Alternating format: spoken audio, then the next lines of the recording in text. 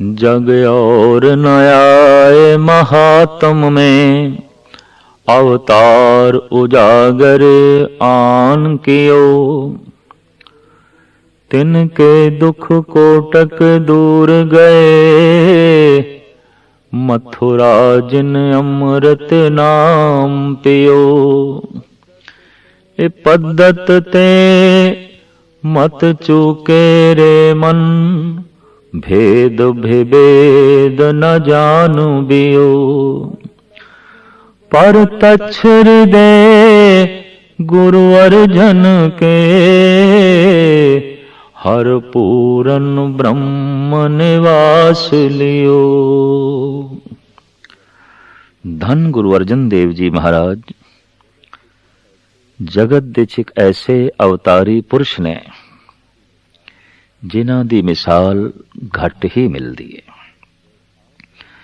वैसाख वदी सत 1620 बिकमी संमत धन गुरु रामदास जी महाराज दे घर माता भानी दी कुख तो गोविंदवाल साहब दे आप दा आगमन होया।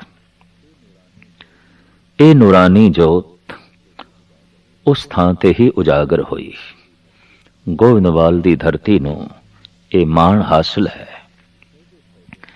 सहजे सहजे आप दा बचपना भी इस ढंग नाल बतीत हो रहा है कि भट्टा नूं कहना पिया है कि तैं जनमत गुरमत ब्रह्म पछाणियो। हे गुरु अर्जन देव जी, तुसी जन्म तो ही ब्रह्म ज्ञानी हो, जन्म तो ही ब्रह्मनिष्ठ हो, जन्म तो ही ईश्वर नाल जुड़े हुए हो। इसका एक इतिहासक सबूत भी मिलता है कि अजे आप सिर्फ 1 साल दे सन ते आप धन गुरु अमरदास जी महाराज दे सिंघासन ते चढ़न की कोशिश पे करते सन। हुण 1 साल दे बालक दी काया, 2.5 फुट उच्चा सिंघासन, पूरी कोशिश करन लेकिन शरीर चढ़ ना सके। माता भानी जी भज्जे होया है, एकदम आप नूं चुकया और आख्या, लाल जी इस गद्दी ते नहीं बैठदा, ये धन गुरु अमरदास जी महाराज दा सिंघासन है, इस ते नहीं बैठीदा। इतने च गुरु अमरदास जी महाराज आ गए। भानी दे हथों बच्चे नूं, बालक गुरु अर्जन देव जी नूं लै सिंघासन ते बिठा के कहन लगे, यह दोहता बाणी का बहुता, ये ते बाणी दा जहाज है, ते जे यही सिंघासन ते नहीं बैठेगा तो फिर कौन बैठेगा। ये भविष्यवाक, ये दूरदृष्टि गुरु अमरदास जी महाराज दी सही साबित हुई। वाकई गुरु अर्जन देव जी महाराज बाणी दे बहुत और बाणी दे जहाज जगत दे च कहलाए।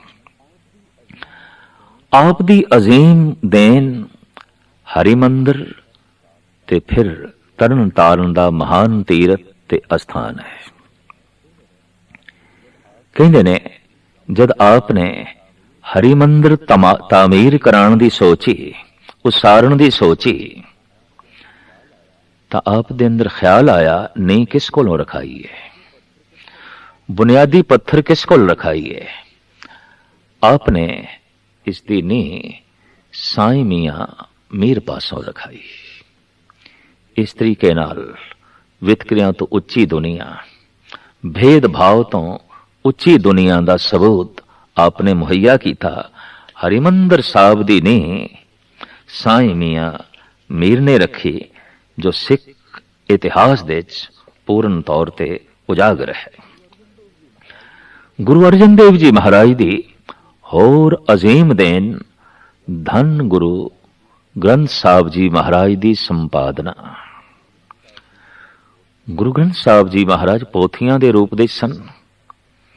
कुछ पोथियां बाबा मोहन जी पास सन, गोविंदवाल साहब।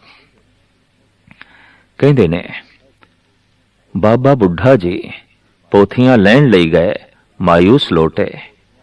भाई गुरदास जी पोथियां लैण लई गए, मोहन जी ने नहीं दितियां। ਤਾਂ ਨੰਗੀ ਪੈਰੀ ਧੰਨ ਗੁਰੂ ਅਰਜਨ ਦੇਵ ਜੀ ਮਹਾਰਾਜ ਆਪ ਚੱਲ ਕੇ ਗਏ। ਉੱਥੇ ਜਿਸ ਢੰਗ ਨਾਲ ਪ੍ਰਭੂ ਮੋਹਨ ਦੀ, ਅਕਾਲ ਪੁਰਖ ਮੋਹਨ ਦੀ ਉਸਤਤੀ ਕੀਤੀ ਤੇ ਆਖਿਆ, ਮੋਹਨ ਤੇਰੇ ਉੱਚੇ ਮੰਦਰ। ਪ੍ਰਭੂ ਦੀ ਇਸ ਉਪਮਾ ਨੂੰ ਮਿੱਠੀ ਆਵਾਜ਼, ਮਿੱਠੀ ਧੁਨੀ ਦੇ ਰਾਹੀਂ ਜਦ ਸੁਣਿਆ, ਸਮਾਧੀ 'ਚ ਬੈਠੇ ਮੋਹਨ ਜੀ ਦੀ ਅੱਖ ਖੁੱਲੀ, ਆਪ ਥੱਲੇ ਆਏ। ਚੌਬਾਰਾ ਮੋਹਨ ਜੀ ਦਾ ਅੱਜ ਵੀ ਇੱਕ ਸੁੰਦਰ ਯਾਦਗਾਰ ਦੀ ਤਰ੍ਹਾਂ ਬਣਿਆ ਹੋਇਆ ਹੈ। ਆਪਨੇ ਗੁਰੂ ਅਰਜਨ ਦੇਵ ਜੀ ਮਹਾਰਾਜ ਨੂੰ ਅੰਦਰ ਬਿਠਾਇਆ, ਪੋਥੀਆਂ ਹਵਾਲੇ ਕੀਤੀਆਂ, ਲੇਕਿਨ ਕੁਝ ਬਚਨ ਵੀ ਕਹੇ ਜੋ ਕਵੀ ਸੰਤੋਖ ਸਿੰਘ ਜੀ ਮਹਾਰਾਜ ਨੇ ਇੰਜ ਲਿਖੇ ਨੇ। ਪ੍ਰਥਮ ਹਮਾਰੀ ਵਸਤ ਲਈ ਪਿਤ ਪਾਸ ਤੇ, ਕੁਲ ਭਨਯਨ ਕੀ ਹੋਤੀ ਜੋ ਗੁਰਤਾ ਜਾਸ ਤੇ। ਪਹਿਲੇ ਤੇ ਤੁਸੀਂ ਸਾਡੇ ਪਿਤਾ ਗੁਰੂ ਅਮਰਦਾਸ ਜੀ ਮਹਾਰਾਜ ਦੇ ਪਾਸੋਂ ਇਹ ਸਿੰਘਾਸਣ ਪ੍ਰਾਪਤ ਕਰ ਲਿਆ। ਤੁਹਾਡੇ ਪਿਤਾ ਨੇ ਪ੍ਰਾਪਤ ਕਰ ਲਿਆ। ਵਸਤੂ ਸਾਡੀ ਸੀ, ਤੁਸੀਂ ਖੋ ਲਈ। ਵਸਤੂ ਤੇ ਭਲਿਆਂ ਦੇ ਕੋਲ ਸੀ, ਸੋਡੀਆਂ ਨੇ ਖੋ ਲਈ। ਪ੍ਰਥਮ ਹਮਾਰੀ ਵਸਤ ਲਈ ਪਿਤ ਪਾਸ ਤੇ, ਕੁਲ ਭਨਯਨ ਕੀ ਹੋਤੀ ਜੋ ਗੁਰਤਾ ਜਾਸ ਤੇ। ਲਾਜ ਨਾ ਧਾਰੋ ਆਪ ਅਬੈ ਚਲ ਆਇਓ, ਸਭ ਗੁਰੂਆਂ ਕੇ ਸ਼ਬਦ ਲੈਣ ਹਿਤ ਧਾਇਓ। ਤੇ ਹੁਣ ਤੁਹਾਨੂੰ ਸ਼ਰਮ ਨਹੀਂ ਆਉਂਦੀ? ਗੱਦੀ ਤੇ ਚਲੀ ਗਈ ਸਾਡੇ ਕੋਲੋਂ, ਹੁਣ ਪੋਥੀਆਂ ਲੈਣ ਲਈ ਆ ਗਏ, ਹੁਣ ਸਤਿਗੁਰਾਂ ਦੇ ਬਚਨ ਲੈਣ ਲਈ ਜੋ ਹੈ ਆ ਗਏ। ਪਰ ਹੱਥ ਜੋੜ ਕੇ ਗੁਰੂ ਅਰਜਨ ਦੇਵ ਜੀ ਮਹਾਰਾਜ ਬੈਠੇ ਰਹੇ। ਗੁਰੂ ਅਮਰਦਾਸ ਜੀ ਮਹਾਰਾਜ ਦੀ ਪਾਵਨ ਸੰਤਾਨ ਜਾਣ ਕੇ, ਸਮਾਧੀ ਲੀਨ ਪੁਰਸ਼ ਜਾਣ ਕੇ ਮਨ ਦੇ ਸਤਕਾਰ ਬਣਾਈ ਰੱਖਿਆ। ਨਿੰਦਾ ਉਸਤਤ ਬਿਆਜ ਬਚਨ ਮੋਹਨ ਕਹੇ। ਬਾਬਾ ਮੋਹਨ ਜੀ ਨੇ, ਇਹ ਠੀਕ ਹੈ, ਇੰਜ ਲੱਗਦਾ ਹੈ ਜਿਵੇਂ ਨਿੰਦਾ ਕੀਤੀ ਹੈ, ਪਰ ਨਿੰਦਾ 'ਚ ਵੀ ਉਸਤਤੀ ਕਰ ਰਹੇ ਨੇ ਕਿ ਤੁਸੀਂ ਮਹਾਨ ਨਿਕਲੇ। ਸੌਗਾਤ ਸਾਡੇ ਪਿਤਾ ਕੋਲ ਸੀ, ਲੈ ਗਏ ਤੁਸੀਂ। ਅਸੀਂ ਯੋਗ ਨਹੀਂ ਨਿਕਲੇ, ਸਾਡੇ ਕੋਲੇ ਯੋਗਤਾ ਨਹੀਂ ਸੀ ਕਿ ਅਸੀਂ ਪਿਤਾ ਕੋਲੇ ਪ੍ਰਾਪਤ ਕਰਦੇ, ਪਰ ਤੁਸੀਂ ਲੈ ਗਏ, ਤੁਹਾਡੇ ਪਿਤਾ ਲੈ ਗਏ। ਸੌਗਾਤ ਸਾਡੇ ਘਰ ਦੀ ਪੈ ਗਈ, ਤੁਹਾਡੀ ਜੋ ਹੈ ਝੋਲੀ 'ਚ। ਇਸ ਤਰ੍ਹਾਂ ਨਿੰਦਾ ਦੇ 'ਚ ਲਿਪਟੇ ਹੋਏ ਉਸਤਤ ਦੇ ਬਚਨ ਬਾਬਾ ਮੋਹਨ ਜੀ ਨੇ ਕਹੇ। ਇਹਨਾਂ ਪੋਥੀਆਂ ਨੂੰ ਆਪਣੇ ਸਿਰ ਦੇ ਉੱਤੇ ਹੀ ਰੱਖ ਕੇ ਗੁਰੂ ਅਰਜਨ ਦੇਵ ਜੀ ਮਹਾਰਾਜ ਅੰਮ੍ਰਿਤਸਰ ਦੇ 'ਚ ਆਏ। ਰਾਮਸਰ ਦੇ 'ਚ ਬੈਠ ਕੇ ਆਪਨੇ ਧੰਨ ਗੁਰੂ ਗ੍ਰੰਥ ਸਾਹਿਬ ਜੀ ਮਹਾਰਾਜ ਦੀ ਜਦ ਸੰਪਾਦਨਾ ਆਰੰਭ ਕੀਤੀ, ਆਪ ਬੋਲਦੇ ਗਏ, ਭਾਈ ਗੁਰਦਾਸ ਲਿਖਦੇ ਗਏ। ਗੁਰੂ ਗ੍ਰੰਥ ਸਾਹਿਬ ਜੀ ਮਹਾਰਾਜ ਦੀ ਪਾਵਨ ਬੀੜ ਦੇ ਪਹਿਲੇ ਉਚਾਰਨ ਕਰਤਾ ਗੁਰੂ ਅਰਜਨ ਦੇਵ ਜੀ, ਲਿਖਾਰੀ ਭਾਈ ਗੁਰਦਾਸ ਜੀ। ਕਹਿੰਦੇ ਜਿਨ੍ਹਾਂ ਦਿਨਾਂ 'ਚ ਗੁਰੂ ਗ੍ਰੰਥ ਸਾਹਿਬ ਜੀ ਮਹਾਰਾਜ ਦੀ ਸੰਪਾਦਨਾ ਹੋ ਰਹੀ ਸੀ, ਦੂਰ ਦੂਰ ਤੋਂ ਭਗਤ ਆਪ ਜੀ ਪਾਸ ਆਏ, ਕਿਉਂਕਿ ਦੇਸ਼ ਦੇ 'ਚ ਇਹ ਆਮ ਚਰਚਿਤ ਹੋ ਗਈ ਸੀ ਗੱਲ ਕਿ ਸਿਰਮੌਰ ਭਗਤ, ਮਹਾਨ ਭਗਤ ਜੋ ਇਸ ਦੇਸ਼ ਦੇ 'ਚ ਹੋਏ ਨੇ, ਜਿਨ੍ਹਾਂ ਦੇ ਬਚਨ ਗੁਰੂ ਨਾਨਕ ਦੇਵ ਜੀ ਮਹਾਰਾਜ ਨੇ ਇਕੱਠੇ ਕੀਤੇ ਸਨ ਪਹਿਲੇ ਪਾਤਸ਼ਾਹ ਜੀ ਨੇ, ਉਹਨਾਂ ਨੂੰ ਉਸ ਮਹਾਨ ਗ੍ਰੰਥ ਦੇ 'ਚ ਦਰਜ ਕਰ ਰਹੇ ਨੇ ਗੁਰੂ ਨਾਨਕ ਦੀ ਪੰਜਵੀਂ ਆਤਮਾ ਧੰਨ ਗੁਰੂ ਅਰਜਨ ਦੇਵ ਜੀ ਮਹਾਰਾਜ। ਤਾਂ ਆਪ ਦੇ ਜੋ ਸਮਕਾਲੀ ਸਨ, ਭਗਤ ਸੂਰਦਾਸ ਇਤਿਆਦਿਕ, ਕਾਨਾ ਜੀ, ਪੀਲੂ ਜੀ, ਛੱਜੂ ਜੀ, ਔਰ ਇਸ ਤਰੀਕੇ ਨਾਲ ਕਵੀ ਜਮਾਲ ਹੁਸੈਨ ਇਤਿਆਦਿਕ, ਇਹ ਵੀ ਆਪਣੇ ਆਪਣੇ ਬਚਨ ਕਲਾਮ ਲੈ ਕੇ ਰਾਮਸਰ ਸ੍ਰੀ ਅੰਮ੍ਰਿਤਸਰ ਸਾਹਿਬ ਦੇ ਜੋ ਹੈ ਪਹੁੰਚੇ। ਕਹਿੰਦੇ ਜਦੋਂ ਤਰਤੀਬ ਦੇ ਰਹੇ ਸਨ, ਉਦੋਂ ਹੀ ਕਾਨਾ ਜੀ ਦਾ ਆਗਮਨ ਹੋਇਆ ਔਰ ਪੀਲੂ ਜੀ ਦਾ ਔਰ ਜਮਾਲ ਹੁਸੈਨ ਦਾ। ਸਾਹਿਬ ਕਹਿਣ ਲਗੇ, ਤੁਸੀਂ ਆਪਣੇ ਬੋਲ ਸੁਣਾਓ। ਅਗਰ ਉਹ ਗੁਰੂ ਗ੍ਰੰਥ ਸਾਹਿਬ ਜੀ ਮਹਾਰਾਜ ਦੇ ਅੰਦਰ ਦਰਜ ਕਰਨ ਦੇ ਲਾਇਕ ਹੋਏ ਤਾਂ ਅਸੀਂ ਦਰਜ ਕਰਾਂਗੇ। ਤੋ ਕਾਨਾ ਜੀ ਦੇ ਇਹ ਬਚਨ, ਮੈਂ ਉਹੀ ਰੇ, ਮੈਂ ਉਹੀ ਰੇ, ਅਜੇ ਪੂਰੇ ਵਾਕ ਬੋਲਨੇ ਹੀ ਸਨ ਤੇ ਗੁਰੂ ਅਰਜਨ ਦੇਵ ਜੀ ਮਹਾਰਾਜ ਨੇ ਚੁੱਪ ਕਰਾ ਦਿੱਤਾ। ਆਖਿਆ, ਚੁੱਪ ਰਹਿ, ਅਸੀਂ ਮੈਂ ਦੇ ਚ ਲੀਨ ਨਹੀਂ ਹੋਣਾ, ਤੂੰ ਦੇ ਚ ਲੀਨ ਹੋਣਾ ਹੈ। असी मैं मिटानी है, असी ओ साधना करनी है कि मैं मिट ही जाए, मैं भुल ही जाए और तू प्रगट होवें, तू ही तू रह जावें। इस वास्ते इन्हां बचनां च अहंकार दी बू आउंदी है, निरंकार दी सुगंधी नहीं। कहंदे ने फिर छज्जू अगे आया, वो कहने लगा कागज संधि पुत्री तो भी त्रिय ना निहार, यही मार ले जावई यथा बिलोचन धाड़। स्त्री अगर कागज दी भी बनी हुई है, उसकी कोई तस्वीर भी है तो नहीं देखनी चाहिए। ये नरकां दे च लै जांदी है, ये नरक दुआरी है। गुरु अर्जन देव जी महाराज कहने लगे अपनी मां नूं वेखदा हुंदा है कि नहीं, भैन नूं वेखदा है कि नहीं, आखिर वो स्वरूप भी इस्त्री है तो वह भी तैनूं नरकां च सुटेगी। ये बोल भी साडी मत ते पूरे नहीं उतरदे, रब्बी सिद्धांत ते पूरे नहीं उतरदे। तो कहना पेगा अगर ईश्वर ने स्त्री नूं बनाया है तो मनुख नूं नरकां दे च पाण लई बनाया है, तो ईश्वर दोषी है। साहिब श्री गुरु अर्जन देव जी महाराज ने इन्हां भगतां दे कलाम वापस कीते। फिर एक भगत अगे आया, वो हाथ जोड़ के बेनती करने लगा महाराज मेरे बोल सुना। सतगुरु कहने लगे सुना, चुप वे अड़िया चुप, बोलन दी नहीं जा। साहिब कहने लगे नहीं, चुप नहीं रहना, जिथे लोड़ पई बोलना है, जिथे लोड़ नहीं खामोश रहना है। जब लग दुनिया रहीए नानक, किछ सुनिए किछ कहिए, कुछ कहना है कुछ सुनना है, चुप नहीं रहना। अगर चुप ही रहना है तो दरख्त चुप ने, पत्थर चुप ने, ते फिर प्रभु ने जबान क्यों बनाई? चुप रहने लई नहीं, मौन धारण करने लई नहीं, बोलण लई बनाई गए। और ओ बोलना है, उन्हां बोलां नूं प्रगट करना है जिन्हों सुन के संसार नूं शांति मिले, अपने आप नूं चैन मिले, प्रभु दी प्रसन्नता हासिल होवे। बोलना है, चुप नहीं रहना। कहंदे ने बिंद्रा बन तो पहुंचे भगत सूरदास, नेत्रहीन सन। ਇਹ भी लाठी दे आसरे ते खड़े होए, बिरध शरीर से आखण लगे हे गुरुदेव पिता, परिपूर्ण परमात्मा ने कुछ मैनू भी सौगात दिती है और मैं वो आप दे नजराने वजों भेंट करना आया। साहिब कहने लगे सुनाओ। ये भगत जिथे महान कवि सन उत्थे महान संगीतकार भी सन। दोपहर का समा से सारंग राग की धुन अलापी और वजद विच आके इस पंक्ति का गायन किया। छाड़ मन हर बेमुखन को संग। ऐसे मधुर आवाज विच, ऐसे सुरीले कंठ दे चों और ऐसी लय तार दे च अलाप होया, सूरदास की अपनी ही समाधि लग गई। सुनन वाले बिस्माद होए। धन गुरु अर्जन देव जी महाराज भी प्रसन्न होए। धन गुरु अर्जन देव जी महाराज नो भगत सूरदास ते ए बोल इतने प्यारे लगे, इतने चंगे लगे। आप सोची पे ने कि सूरदास अगे वधे, पूरा वाक सुनिए ते गुरु ग्रंथ साहब जी महाराज दे दर्ज करिए। इतने च लांगरी सिंह आया, हाथ जोड़ के बेनती करने लगा महाराज लंगर तैयार है, पंक्तां बिराज गईयां ने और आप दी उड़ीक है। सतगुरुदेव जी महाराज सोचते ने जाइए ते भगत दी तोहीन जो जुड़ गए प्रभु नाल, ते ना जाइए तो पंक्तां लग चुकियां ने अन्न दी तोहीन, लंगर दी तोहीन। भगत दा भी सन्मान रह जाए और पंगत दे च भी जा बैठिए।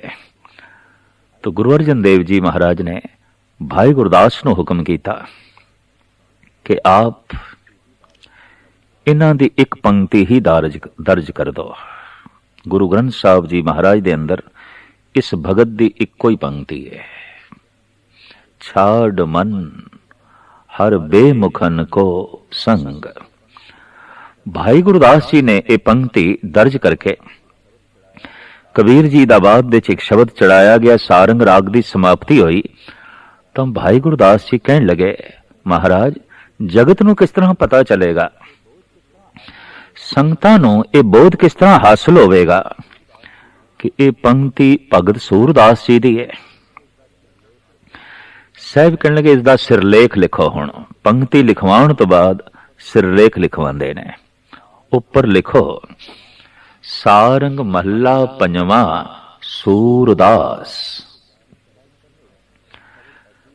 साहब कहने लगे, शब्द असी उचारण करते हैं और शब्द सूरदास नूं भेंट करते हैं, उसके नाम ते उचारण करते हैं ताकि उसका नाम गुरु ग्रंथ साहब जी महाराज दे दर्ज हो जाए।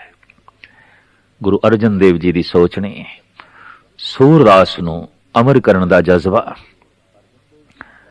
शब्द गुरु अर्जन देव जी महाराज का है, लेकिन उस दे नानक शब्द नहीं है, सूरदास है। सूरदास की उपर एक पंक्ति है, ये जगत नूं पता चले कि एक पंक्ति सूरदास की है। थल्ले दा शब्द गुरु अर्जन देव जी महाराज ने सूरदास नूं भेंट कीता है, तो सिरलेख ये लिखवाया, सारंग मल्ला पंजवा सूरदास। थल्ले जो पावन वाक है इंज है, हर के संग बसे हर लोक, तन मन अर्प सरबस सब अर्प्यो, आनंद सहज धुन जोक। श्याम सुंदर तज आन जो चाहत, ज्यों कुसटी तन जोक, सूरदास मन प्रभ हथ लीनो, दीनो एहो परलोक। सूरदास दे मन नूं प्रभु ने अपने हत्थां च लिया और परलोक दे सुख इस लोक दे दे दिते ने। ऐसा क्यों? सूरदास की समझ दे एक गल आ गई है कि श्याम सुंदर तज आन जो चाहत, ज्यों कुसटी तन जोक। प्रभु नूं छड़ के किसी होर वस्तु की वासना करनी, ये ते इंज है जिवें जौक कोड़ी दा खून पींदी है मिठा जान के, ते बाद विच तड़प तड़प के अपने प्राण गवा बैठती है, अपनी जान दे देंदी है। इस तरह भट्टां दे सवैये, कबीर फरीद दे श्लोक, ते फिर संपूर्ण गुरु ग्रंथ साहब जी महाराज की संपादना करके आपने प्रकाश करवाया हरिमंदिर साहब दे। हुक्मनामा बाबे बुढ़े जी ने लिया, आपने सरवण किया और उत्थे सारी संगत नूं जो आपने ताकीद की थी वो ये, सतगुर के शरीर हैं जो, सब थान समय सब ना दरसै हैं। मेरा जिहड़ा शरीर है इहदे दर्शन सारी थावां ते नहीं हो सकते, मेरी काया व्यापक नहीं है। ग्रंथ हृदा गुरु को एहो जानो, उत्तम है सब काल रहे हैं। गुरु दा हिरदा, गुरु दी आत्मा, गुरु ग्रंथ नूं जानना, ये हर वक्त मौजूद ने और हर थां ते मौजूद ने। शब्द बिल्कुल नाल रह सकता है मनुख दे, गुरु मेरे संग सदा है नाल। तो आप कहते हैं मेरे स्वरूप ते याते है दीरग, साहिब जान अदायब कह। मेरे तो वड्डा करके जानना, क्योंकि मैं आप उपासक हाँ, मैं आप शब्द गुरु नूं मत्था टेकदा। ये प्रभु दे बोल ने, परमात्मा दे बोल ने, नाजुल होए ने, उतरे ने। इस तरीके दे नाल हरिमंदिर साहब दे अंदर धन गुरु ग्रंथ साहब जी महाराज दा आपने प्रकाश करवाया। पृथ्वी चंद मन दे च अपनी ईरखा वधाई जा रहा सी।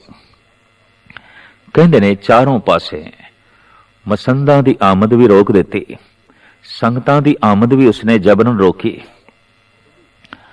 और इस तो इलावा सुली खान नूं भी उकसाया है। हालात ऐसे भी बने कि लंगर एक दिन बिल्कुल मस्ताना हो गया, और कर्मों जो पृथ्वी चंद दी बोटी सी कहने लगी कोई गल नहीं है, ते बे औलादा गुरु अर्जन,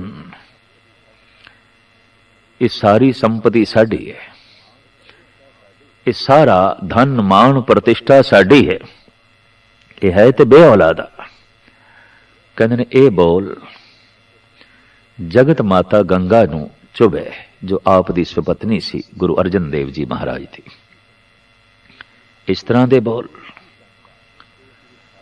फिर ਪ੍ਰਿਥੀ ਚੰਦ ਦਾ ਇਹ ਈਰਸ਼ਾਲੂ ਸੁਭਾਅ, ਕਹਿੰਦੇ ਨੇ ਮਸੰਦਾਂ ਦੇ ਰਾਹੀਂ ਧਨ ਲੁੱਟ ਲਿਆ, ਅੰਨ ਲੁੱਟ ਲਿਆ, ਵਸਤਰ ਲੁੱਟ ਲਏ, ਸਾਜ਼ੋ ਸਮਗਰੀ ਲੁੱਟ ਲਈ और चारों पासे पैरा बिठवा दिता, कोई पहुंचे ना। हालात ऐसे बने अज दोपहर का लंगर तैयार ही नहीं होया। जगत माता गंगा आप दी सुपत्नी ने सोचा गुरुदेव लई ते कुछ भोजन तैयार करा। तो आपने घर टटोलिया, देखिया एक मिट्टी दे भांडे विच थोड़ा जिहा बेसन पिया सी। आपने उसदे 2 प्रशादे तैयार किए, सतगुरां दे अगों रखे ते अगों रखदियां सार रो पईयां ज़ारो ज़ार। गुरु अर्जन देव जी महाराज ने उत्थे बोल उच्चारण कीते ने, रूखो भोजन भूम सैन सखी प्रे संग सुख बिहात। ऐ सखी, रुखा भोजन है, धरती ते सोना है, पर तू रो ना। ਪ੍ਰਿਥੀ ਚੰਦ अन्न लुट के लै गया, धन लुट के लै गया, वस्त्र लुट के लै गया, पर इन्हां नियामतां दे देण वाला जो दाता है वो ते मेरे हिरदे च बैठा है, उसनों लुट के ते नहीं लै गया। सागर मेरे कोल है, सूरज मेरे कोल है, महाशक्ति मेरे कोल है, प्रभु मेरे कोल है। उन्हें जमीन दे उत्ते ही आनंद बना दिता है और उसने रुखे भोजन दे च भी स्वाद बना दिता है, रस बना दिता है। इस तरह सबर शांति दे नमूने धन गुरु अर्जन देव जी महाराज कहते ने, राज सता आप तो परेशान सी। उस दे कुछ कारण, जिथे देश दे कोने कोने तो संगतां आप दे दर्शनां लई आउंदियां सन, उत्थे मुस्लिम पीर फकीर भी आप दी चरण छो प्राप्त करने लई आप दे आले दुआले परिक्रमा करते सन। साईं मियां मीर भी आप दे मुरीदां दे चों एक मुरीद सी। जमाल हुसैन भी आप दे सिखां दे चों एक सिख सी। वक्त दी हुकूमत नूं इह गल चुभी, साडे रस्ते दा एक रोड़ है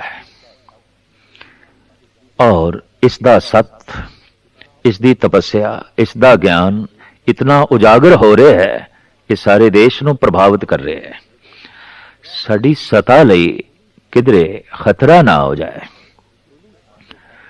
दूसरे पासे सुली खान दे कन भरदा रहा ਪ੍ਰਿਥੀ ਚੰਦ, मौलवी कन भरदे रहे जहांगीर दे। सुलही खां अपने पूरे लाओ लश्कर समेत अमृतसर ते हमला आवर होया। साहिब गुरु अर्जन देव जी महाराज ने संगतां नूं एकत्रित किया और पतवंते सज्जणा दी राय लैनी चाहिए। पहला मता यह पकाया गया, प्रथमे मता जे पतरी चलाओ। ये शब्द गुरु ग्रंथ साहब जी महाराज दे दर्ज है। चिट्ठी भेजो, पातशाह ने कहा नहीं।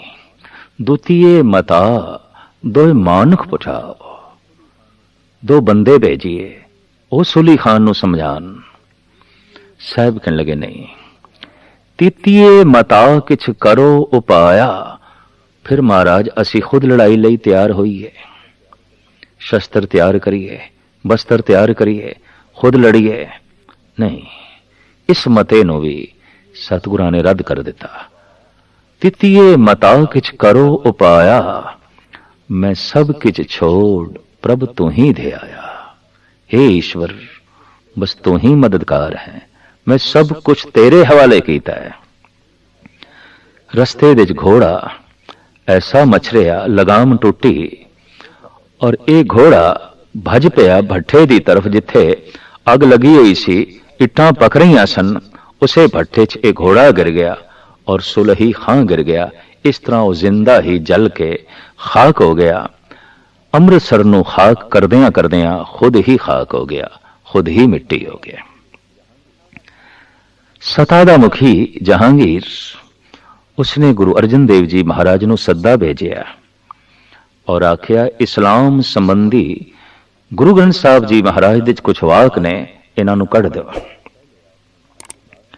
तां पहले आपने भाई गुरदास जी नूं भेजिया और जिस दिन हुक्मनामा लिया गया गुरु ग्रंथ साहब जी महाराज दा, जो जहांगीर ने सुनिया वो तो यह सी, अवल अल्लाह नूर उपाया कुदरत के सब बंदे।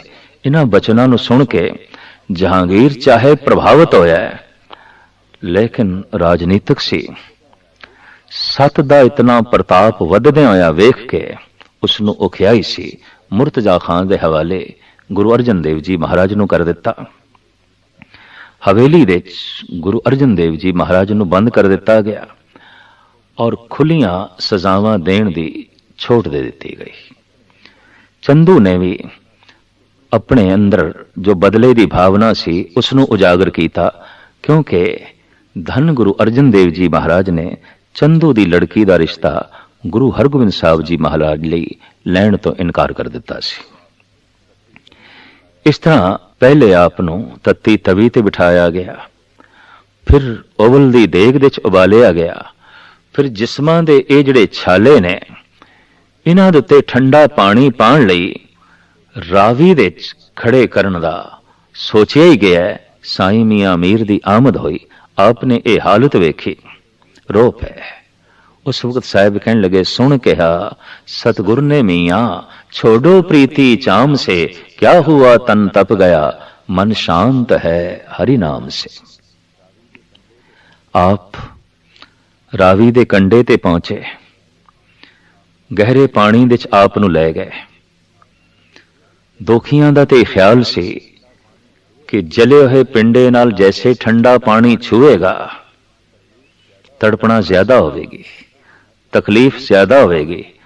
पर उत्थे भी हथ जोड़ के जो साहब कहंदे ने, सेवक की ओढ़क निभही प्रीत, जीवत साहिब सेवियो अपना, चलते राख्यो चीत। हे प्रभु लख लख तेरा शुक्र है, जन्म तो लैके अंत तक तेरी प्रीति निभ गई। तेरी रजा दे च रह, तेरे भाने च रह, आ गया मैं सूख, आ गया मैं भूख, सोई कर सूखा, सोग हरख नहीं जान्यो, जो जो हुक्म भयो साहिब का, सो माथे लय मान्यो। जन्म तो लैके अंत तक प्रभु मैं तेरे हुक्म नूं मनिया, तेरे हुक्म दे जीविया, और अज अंतिम समय भी तेरा हुक्म मैनू मिठा लग रहा है। इस वास्ते लख लख तेरा धन्यवाद शुकराना। भट्टा ने उपमा वजों ये वाक उच्चारण किया है, जब लो ने भाग लिलार उदे, तब लो भ्रमते फिरते बौधायो। कल घोर समुद्र में बूढ़त थे, कब हूं मिट है नहीं रे पछतायो। तत्व विचार यह मथरा, जग तारन को अवतार बनायो। जपयो जिन अर्जुन देव गुरु, फिर संकट जौन गर्भ नहीं आयो। जपयो जिन अर्जुन देव गुरु, फिर संकट जौन गर्भ नहीं आयो। इस तरीके नाल जेठ सिद्धि चौथ नूं साहिबां दा तन पानी दे च पानी होया, और आप दा मन और आप दी आत्मा, आप दी जोत धन गुरु हरगोबिंद साहब जी महाराज दे अंदर प्रवेश कर गई।